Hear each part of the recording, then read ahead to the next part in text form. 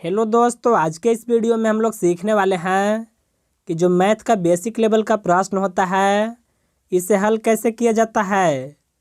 तो देख सकते हैं पर पहला प्रश्न है, सम संख्या कौन है। देखिए हम लोग सबसे पहले जान लेते हैं कि सम संख्या किसको कहा जाता है। देखिए जो संख्या 2 से भाग लगाने पर पूरा पूरा कट जाता है वह संख्या को सम संख्या कहा जाता है। देखिए यहाँ पर 4 ऑप्शन है। पहला ऑप्शन देखिए यहाँ पर है 3, दूसरा है 8, तीसरा है 7 और चौथा है 9। देखिए 8 जो है वह 2 से भाग लगाने पर पूरा पूरा कट जाएगा, यानी देखिए सम संख्या कौन हो जाएगा, तो वह हो जाएगा 8। तो चलिए अब हम लोग दूसरा प्रश्न को हल करते हैं। यहाँ पर देखिए दूसरा प्रश्न है, विषम संख्या कौन है। देखिए हम लोग सबसे पहले जान लेते हैं कि विषम संख्या किसको कहते हैं। देखिए जो संख्या 2 से भाग लगाने पर पूरा पूरा नहीं कटता है वह संख्या को विषम संख्या कहा जाता है। यहाँ पर देखिए ऑप्शन में जो ए है वह है 9, यानी देखिए 9 जो है 2 से भाग लगाने पर पूरा पूरा नहीं कटेगा, यानी देखिए दूसरा प्रश्न का ऑप्शन नंबर ए जो है यह बिल्कुल सही हो जाएगा। तो चलिए अब हम लोग तीसरा प्रश्न को हल करते हैं। यहाँ पर देखिए तीसरा प्रश्न है, अभाज्य संख्या कौन है। देखिए हम लोग सबसे पहले जान लेते हैं कि अभाज्य संख्या किसको कहा जाता है। देखिए जो संख्या 1 से और स्वयं से कटता है वह संख्या को अभाज्य संख्या कहा जाता है। देखिए यहाँ पर ऑप्शन नंबर डी में जो है वह है 7। देखिए 7 जो होगा वह होगा अभाज्य संख्या, क्योंकि देखिए 7 जो है 1 से और 7 से ही कटेगा और कोई भी संख्या से यह संख्या नहीं कटेगा, यानी देखिए तीसरा प्रश्न का ऑप्शन नंबर डी जो है वह बिल्कुल सही हो जाएगा। तो चलिए अब हम लोग चौथा प्रश्न को हल करते हैं। देखिए यहाँ पर चौथा प्रश्न है, भाज्य संख्या कौन है। देखिए हम लोग सबसे पहले जान लेते हैं कि भाज्य संख्या किसको कहा जाता है। देखिए जो संख्या 1 से और स्वयं से और उसके अलावा और भी कोई संख्या से कटता हो वह संख्या को भाज्य संख्या कहा जाता है। देखिए यहाँ पर ऑप्शन नंबर डी जो है वह है 18। देखिए 18 जो है 1 से और 18 से कटेगा, लेकिन देखिए इसके अलावा यह संख्या 2 से भी कट जाएगा, 3 से भी कट जाएगा और भी संख्या से कटेगा, यानी देखिए 18 जो होगा यह हो जाएगा भाज्य संख्या। यानी देखिए चौथा प्रश्न का ऑप्शन नंबर डी जो है यह बिल्कुल सही हो जाएगा। तो चलिए अब हम लोग पांचवा प्रश्न को हल करते हैं। देखिए यहाँ पर पांचवा प्रश्न है, 8 का वर्ग होता है। इसको आप ऐसे भी बोल सकते हैं, 8 का स्क्वायर होता है।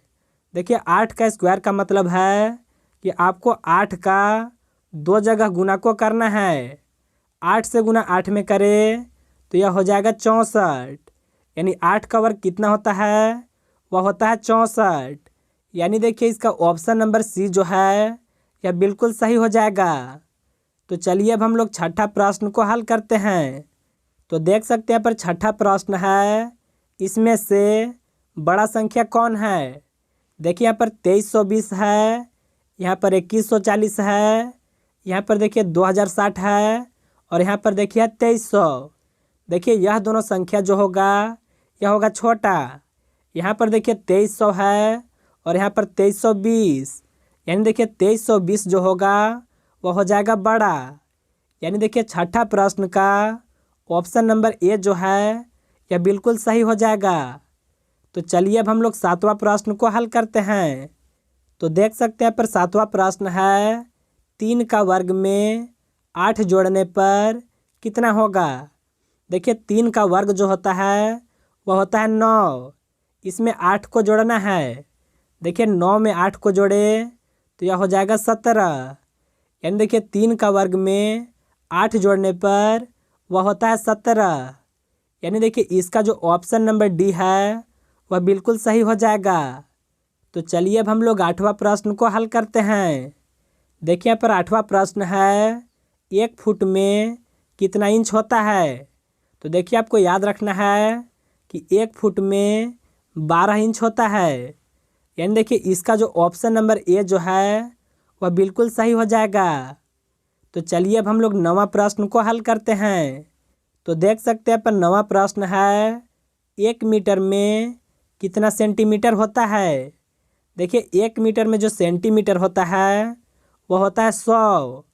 आपको इसको अच्छे तरह से याद रखना है। देखिए आप इसी चीज़ को इस तरह से भी याद रख सकते हैं, 100 सेंटीमीटर बराबर 1 मीटर होता है। यानी देखिए इसका जो ऑप्शन नंबर सी जो है वह बिल्कुल सही हो जाएगा। तो चलिए अब हम लोग 10वां प्रश्न को हल करते हैं। यहाँ पर देखिए 10वां प्रश्न है, दूरी को मापा जाता है। पहला देखिए किलोमीटर, दूसरा है लीटर, तीसरा है केजी और चौथा है सभी।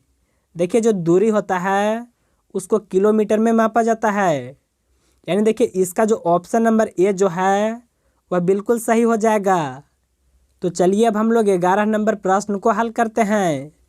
देखिए यहाँ पर 11 नंबर प्रश्न है, 5 रुपये में कितना पैसा होगा। देखिए 1 रुपये में जो पैसा होता है वह होता है 100। यहाँ पर देखिए आपको 5 रुपये में पैसा को निकालना है। तो इसमें देखिए हम लोग गुना करेंगे 5 से। यानी देखिए 100 में गुना 5 से करें तो यह हो जाएगा 500। यानी 5 रुपये में 500 पैसा होता है। यानी देखिए इसका जो ऑप्शन नंबर डी है वह बिल्कुल सही हो जाएगा। तो चलिए अब हम लोग 12 नंबर प्रश्न को हल करते हैं। देखिए 12 नंबर प्रश्न है जो कि बोडमास के नियम पर आधारित है। देखिए बोडमास के नियम के अनुसार सबसे पहले काम होता है भाग का, इसके बाद गुना का, इसके बाद जोड़ का और अंत में काम होता है घटाव का। देखिए सबसे पहले हम लोग 4 में 2 से भाग को लगाएंगे तो यह होगा 2। अब देखिए आपको 2 में यह 3 से गुना को करना है। देखिए 2 से गुना 3 में करें तो यह हो जाएगा 6। अब देखिए 6 में आपको यह 9 को जोड़ना है। देखिए 6 में 9 को जोड़े तो यह हो जाएगा 15। यानी देखिए इस प्रश्न को हल करें तो इसका आंसर आ जाएगा 15। यानी देखिए इसका जो ऑप्शन नंबर बी जो है यह बिल्कुल सही हो जाएगा। तो चलिए अब हम लोग 13 नंबर प्रश्न को हल करते हैं। देखिए यहाँ पर 13 नंबर प्रश्न है, 1 घंटा में कितना मिनट होता है। देखिए आपको याद रखना है कि 1 घंटा में 60 मिनट होता है। यानी देखिए इसका जो ऑप्शन नंबर सी जो है वह बिल्कुल सही हो जाएगा। तो चलिए अब हम लोग 14 नंबर प्रश्न को हल करते हैं। देखिए यहाँ पर 14 नंबर प्रश्न है, 1 दशक में कितना वर्ष होता है। देखिए जो 1 दशक होता है उसमें 10 वर्ष होता है। अगर देखिए आपको यहाँ पर पूछा जाता कि 1 शताब्दी में कितना वर्ष होता है। देखिए 1 शताब्दी में होता है 100 वर्ष, लेकिन देखिए 1 दशक में पूछा जा रहा है तो वह होगा 10 वर्ष। यानी देखिए इसका जो ऑप्शन नंबर डी जो है वह बिल्कुल सही हो जाएगा। तो चलिए अब हम लोग 15 नंबर प्रश्न को हल करते हैं। देखिए यहाँ पर 15 नंबर प्रश्न है, 1 कलम का दाम जो है वह है 8 रुपये, तो 12 कलम का दाम कितना होगा। देखिए जो 1 कलम का दाम होगा इसमें आपको जो 12 कलम का दाम को निकालना है, इससे आपको गुना को करना है। 12 से गुना 8 में करें तो यह हो जाएगा 96 रुपये। यानी देखिए 1 कलम का दाम 8 रुपये है तो 12 कलम का दाम कितना होगा, वह हो जाएगा 96 रुपये। यानी देखिए इसका जो ऑप्शन नंबर सी जो है वह बिल्कुल सही हो जाएगा। तो आप लोग अच्छे तरह से समझ गए होंगे कि जो मैथ का बेसिक लेवल का प्रश्न होता है इसे हल कैसे किया जाता है।